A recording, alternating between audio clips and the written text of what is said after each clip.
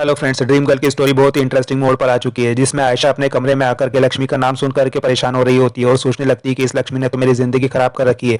तभी उसके मोबाइल पर ब्रोकर का फोन आ जाता है। वो ब्रोकर कहने लगता है कि मैडम जी, आपने जो फ्लैट कहा था ना, वो रेडी हो गया है, कभी भी आकर के पोजीशन ले सकती है। आयशा भी कहती है ठीक है, मैं आधे घंटे में आती हूँ, आप सब रेडी रखिएगा। और सोचने लगती है कि एक काम तो हो गया, बस अब मुझे इस टाइम को लेकर के जाना होगा।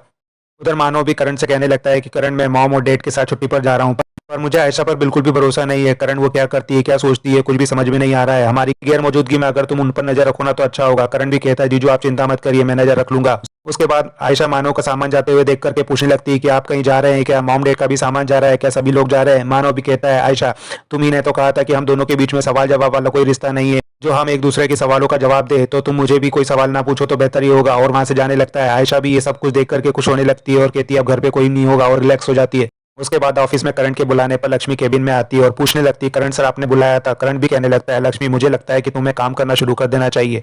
देखो, मैंने भी काम करना शुरू कर दिया। और उसे बताने लगता है कि as a joint creative director मैंने इतना बड़ा प्रोजेक्ट चालू तो कर दिया है, लेकिन मुझे पता नहीं है कि प्रोजेक्ट कंप्लीट भी होगा या नहीं, क्योंकि अभी तक मैंने अपनी हीरोइन से इजाजत नहीं ली है। अभी तक पता नहीं है कि वो हीरोइन इस फिल्म को करेगी भी या नहीं। तभी लक्ष्मी कहने लगती है तो क्या आपने आयशा दी से अभी तक बात नहीं की है। करण कहता है मुझे उनसे परमिशन लेने की जरूरत नहीं है, as a joint creative director मैं अपना डिसीजन खुद ले सकता हूँ। और कहता है लक्ष्मी माथुर जी, मैं आपसे पूछना चाहता हूँ कि क्या आप मेरी ये फिल्म करेगी। और स्क्रिप्ट उसके सामने करने लगता है। लक्ष्मी भी ये देख करके सरप्राइज हो जाती है और कहने लगती है करण सर, आप मेरी बात कर रहे थे। करण कहता है हाँ लक्ष्मी, मैं दुनिया को दिखाना चाहता हूँ कि तुम एक चालाक, मौकापरस्त और खुदगर्ज इंसान नहीं, बल्कि मैं तुम्हारी सच्चाई, तुम्हारी असली इमेज दुनिया को दिखाना चाहता हूँ। मैं तुम्हारा कोई भी अरमान अधूरा नहीं रहने दूंगा, सारे अरमान पूरे करूंगा। लक्ष्मी भी कहने लगती है सर, आपने मुझे कल समर के साथ बात करते हुए सुन लिया ना, इसलिए आप ये सब कर रहे हैं। करण भी कहता है नहीं लक्ष्मी, लक्ष्मी जब भी मैं ये स्क्रिप्ट देखता हूँ ना तो मुझे तुम्हारा ही चेहरा दिखता है। लक्ष्मी भी सोच में पड़ जाती है, लेकिन करण कहने लगता है कि देखो लक्ष्मी, तुम अगर ये प्रोजेक्ट करोगी तो ठीक है, नहीं तो ये प्रोजेक्ट फाइल में बंद करना पड़ेगा। तो तुम मुझे बता दो हाँ या ना, वरना तो ये प्रोजेक्ट बंद है। लक्ष्मी करण से कहती है ना जाने कौन से अच्छे कर्म किए होंगे मैंने, जो मुझे आप जैसा दोस्त मिला। आपने मुझ पर से कभी भी अपना भरोसा नहीं हटाया, यहाँ तक कि मैं खुद हार चुकी हूँ, लेकिन आप मुझ पर अभी भी भरोसा करते हैं। तभी करण कहने लगता है जबान संभाल करके इस्तेमाल कीजिए मैडम जी, क्योंकि मेरी फिल्म की हीरोइन कभी हारती नहीं है। और मुझे याद है जब मैं असिस्टेंट डायरेक्टर बनकर के इस कंपनी में आया था ना, तो उसने मुझसे कहा था कि करण सर, आप मेरी फिल्म का डायरेक्टर बनिएगा। लक्ष्मी भी करण की बातें सुन करके खुश होने लगती है। करण से पूछने लगती है कि करण सर, आप मेरे लिए इतना क्यों कर रहे हैं, मैं आपसे एक और एहसान नहीं ले सकती है। करण भी कहता है लक्ष्मी, ये एहसान नहीं है। लक्ष्मी कहती है सर, ये एहसान नहीं है तो और क्या है, मैं प्यार के बदले में आपको प्यार तो नहीं दे सकी, फिर भी आपने मुझे माफ कर दिया। करण कहता है लक्ष्मी, तुम ये सब बातें ना करो तो अच्छा है, भले तुमने मुझसे प्यार नहीं किया तो क्या हुआ, मैं तो तुमसे। और कहते कहते रुक जाता है। लक्ष्मी करण की आंखों में देखने लगती है। तभी वहां पर समर आ जाता है। लक्ष्मी समर को बताने लगती है कि राज, मैं तुम्हें बताऊंगी ना तो तुम भी खुशी से पागल हो जाओगे। करण सर चाहते हैं कि मैं उनकी अगली फिल्म में हीरोइन का रोल करूं, ये देखो उन्होंने मुझे स्क्रिप्ट भी दी है। सुन करके समर भी खुश हो जाता है और करण से कहने लगता है करण यार, मैंने हमेशा से तुम्हें गलत समझा, लेकिन तुमने आज मुझे गलत प्रूफ कर दिया। तुमने वो करके दिखाया है जो मैं लक्ष्मी के लिए कभी भी नहीं कर पाया। थैंक यू सो मच यार करण। और उसे गले से लगा लेता है और कहता है कि हम हमेशा तुम्हारा शुक्रगुजार रहेंगे और तुम्हारा ये एहसान कभी भी नहीं भूलेंगे। उधर आयशा घर से सबके जाने के बाद सोचने लगती है कि शुक्र है घर पर कोई भी नहीं है, मुझे जल्दी से ये ट्रैम को यहाँ से निकालना होगा। ट्रैम को खींच करके हॉल में ले आती है। तभी उसे याद आता है कि उसने गाड़ी की चाबी और पर्स तो अंदर ही भूल आई है। वो अपनी गाड़ी की चाबी और पर्स लेने के लिए वापस से अंदर जाती है। तभी वहां पर हॉल में समर और करण लक्ष्मी के साथ आ जाते हैं। लक्ष्मी भी समर से पूछने लगती है कि घर पे कोई भी नहीं दिख रहा है। समर बताता है कि भाई सबको आउटिंग के लिए लेकर के गए हैं, इसी बहाने सबका मूड भी चेंज हो जाएगा। और लक्ष्मी से कहता है वैसे भी हमारी पहली फिल्म की रिहर्सल तो घर पर ही होना चाहिए ना। करण भी कहता है तो ठीक है, रिहर्सल शुरू करते हैं। उधर आयशा भी जैसे अपना पर्स लेकर के हॉल की तरफ आने लगती है, समर करण और लक्ष्मी को देख करके चौंक जाती है और वहीं छुप करके उन्हें देखने लगती है। करण भी लक्ष्मी को सीन समझाने लगता है। आयशा सोचने लगती है कि ये लोग कहाँ से आ गए, अगर इन्होंने ट्रंक को देख लिया तो मुसीबत हो जाएगी। तो समर करण से कहने लगता है कि रिहर्सल तो होती रहेगी, हम लोग कुछ पहले खाने के लिए मंगवा लेते हैं। करण कहता है खाने के लिए तो रहने दो, पर पीने के लिए जरूर मंगवा लो। समर जूस का ऑर्डर दे देता है। तभी पर आयशा को भी आइडिया आ जाता है, वो किचन में जाती है। उधर करण हॉल में रखा हुआ वो ट्रंक देख लेता है और समर से उसे धक्का लगवाने के लिए कहता है। उधर किचन में मनोज जूस तैयार कर रहा होता है। तभी आयशा वहां जाकर के जूस में बेहोशी की दवा मिला देती है।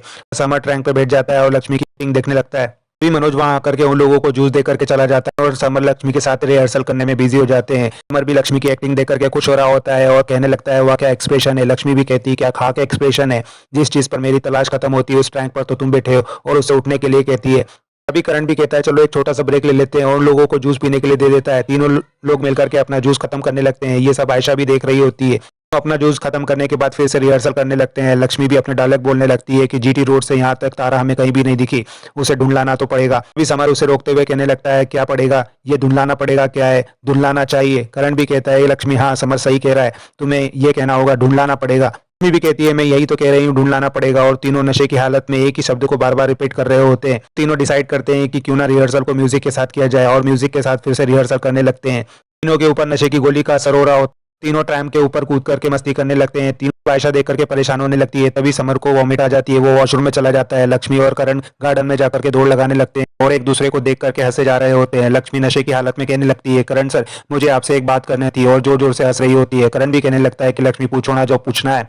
लक्ष्मी पूछने लगती है कि करण सर मैंने तो आपके लिए कुछ भी नहीं किया है, फिर भी आप मेरे लिए इतना कुछ करते हो। उधर मौका देख करके आयशा भी हॉल में रखा हुआ ट्रंक खसका करके ले जाने लगती है। तभी करण वॉशरूम से आ जाता है। आयशा को वो ट्रंक ले जाने से रोकने लगता है और ट्रंक पर जाकर के बैठ जाता है। आयशा कहती है समर उठो, लेकिन समर वहां से उठने को तैयार नहीं होता है। लगता है कि ये तो हमारे सीन की प्रॉपर्टी है। आयशा कहती है ये तुम्हारा नहीं है, ये मेरा है। समर समर कहता है आपने तो सब कुछ छीन लिया, मैं इसे नहीं ले जाने दूंगा, ये हमारे सीन की प्रॉपर्टी है। आयशा उसे समझाने की कोशिश करती है कि मैं इसे यहाँ पर लेकर आई थी, मुझे इसे ले जाने दो, लेकिन समर नहीं मान रहा होता है। कहता है मुझे आप पर भरोसा नहीं है, ये कहीं भी नहीं जाएगा। आयशा फिर से उसे समझाने की कोशिश करती है कि समर तुम्हें बैठना है तो चेयर पर बैठ जाओ, मुझे ये ले जाने दो।